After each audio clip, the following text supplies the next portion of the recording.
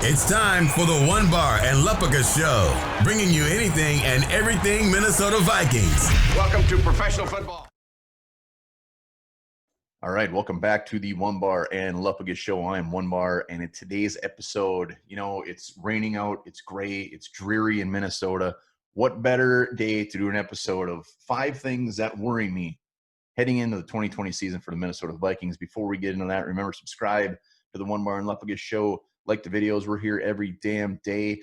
But let's just get into this 5 things that worry me heading into the season in no particular order. Our brand new free agent acquisition, Michael Pierce, defensive tackle. He's come a long way. He was undrafted free agent. We all know what he did. He earned this big contract. But last year, heading into his contract year, he shows up to training camp overweight, out of shape. Why anybody would do that is a little concerning to me. I hope getting a big contract doesn't make him comfortable. I hope getting this big contract just makes him even hungrier for that next contract. But that decision, you look at some of the quotes from that when he did it, he's very quiet about it. He doesn't really go into too much detail. He basically says, yeah, he kind of screwed up. But that decision alone has me a little bit scared about all the money we spent on him. That said, I do love Michael Pierce. I'm on the Michael Pierce train. But hopefully the Vikings do not have to deal anything with that. He is expected big things, big shoes to fill for Linval. So that is one.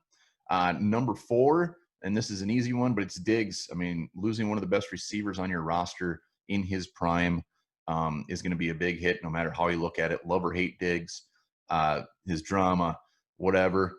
Fact is, he showed up big, and he was one of the best receivers, not only on the Vikings, but in the league. So big shoes to fill. First-round wide receiver, Justin Jefferson. Yes, it's very exciting.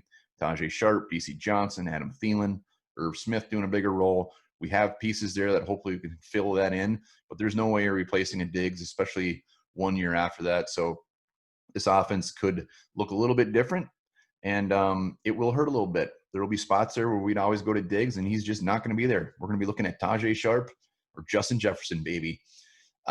Number 3, and a lot of people say just guard in general, and I'm not going to say guard. I'm just going to say Pat Elflein. Pat Elflein.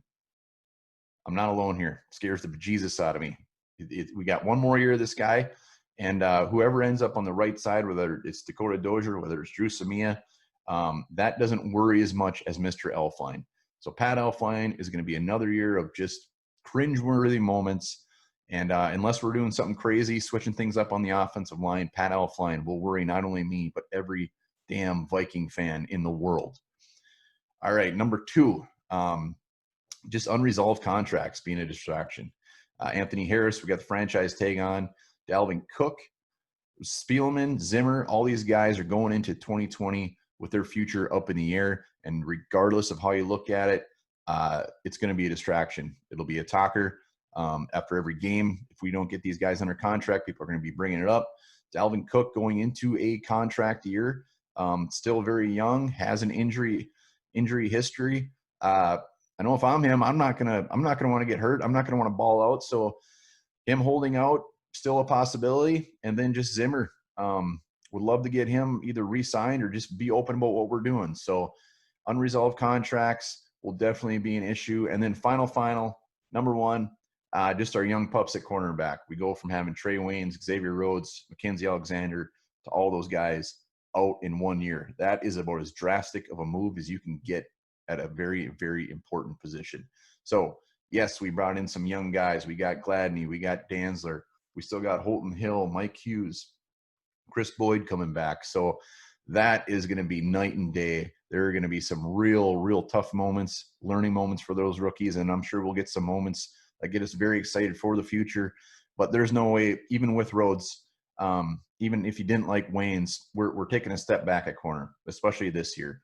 In a year or 2, we could have one of the best secondaries in the league, but this will be a very interesting year, very up and down. And lucky for us in the secondary, we do have Anthony Harris. We have Harrison Smith that will help guide these young guys along. But those are just 5 quick things that worry me heading into 2020. Let me know down in the comments what worries you heading into 2020. And maybe it's not a damn thing and you're going to sleep like a baby.